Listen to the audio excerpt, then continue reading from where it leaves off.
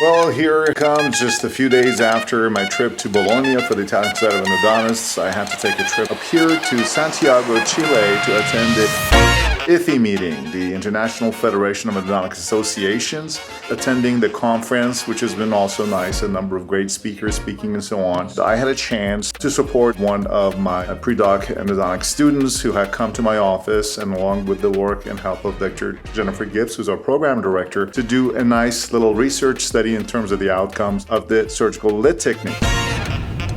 So during this trip, I also got a chance to have a little getaway up to the wine country along with the IFEA meeting recommendations of places, and enjoyed the beautiful wines here in the Chilean Casablanca Valley, which is a very nice, beautiful little valley area. Enjoyed a lot of that wine and also the food and the ambiance there.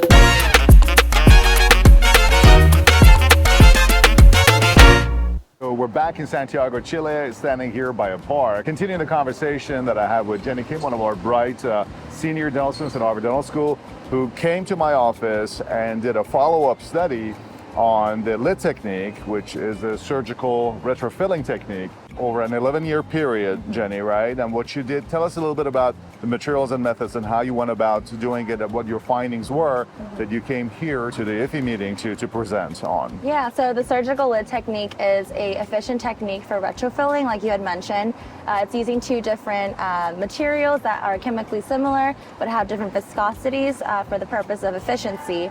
So we use BC sealer in an injectable form, and we retrofill the prep area, and then we add a lid, which is the RRM putty, and that's washout resistant and fast setting, so it acts as a barrier to keep the BC sealer from flowing about. Originally, we wanted to have radiographic follow-up of the 254 patients that we had undergone the apicoectomy from 2010 to 2020. So a total of 11 years. Yes. Unfortunately, we weren't able to get everyone for the radiographic follow-up.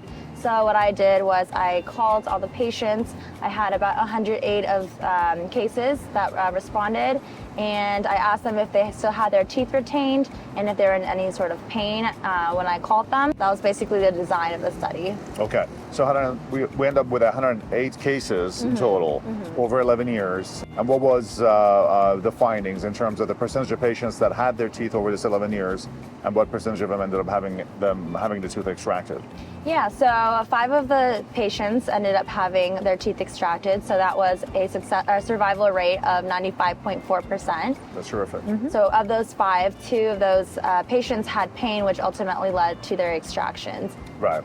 And then probably the other 3, it may have been cracks or fractures, or for some reason the restorative dentist probably decided to have the tooth removed. So I think that actually these findings are very important, even though this is just merely a survival study and it can be extrapolating actual success of full radiographic healing based on the definitions of success which we have. But survival studies, especially over like an 11-year period, are important and significant because we can assume that for the most part people are not going to stay in pain and have problems for 11 years with an infection and not say anything about it. So it's a fairly close approximation of knowing that at least a procedure as a pilot study, as a means of introducing it as a method, as a viable method for doing retrofilling, is adequate. And I think the main reason why this technique is advantageous compared to the traditional retrofilling techniques is primarily its efficiency. And the fact that during surgery you have a limited window of anesthesia as well as hemesthesia. So it's very important that you try to apply methodology that is as efficient as possible. And by efficient, what we want to make sure is that it's not fast and sloppy, that it's actually giving you the results that you want. And studies such as this, and hopefully follow-up studies that can potentially determine, in fact, radiographic healing, which we have a number of those patients, and we're going to share that as well, would be interesting to do in different centers because the technique is simple.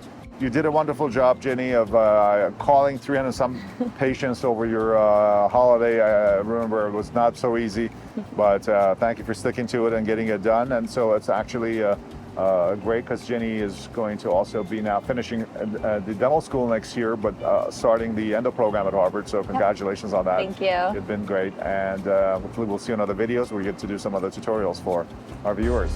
Terrific. Thanks. From Santiago, Chile, I'm Ali Nasseh, and I'm joined here by soon-to-be Dr. Jenny Kim. Anyway, that's it with the video, and I hope you enjoyed Chile. I want to make this a little bit short, so I'll be heading back up to Greater New York dental meeting for the holidays. So I'll take you guys along with me for that. We're going to be launching the Total Vac, so that's going to be fun. I'll talk to you about it and show you how it works. Alrighty guys, see you in the next video.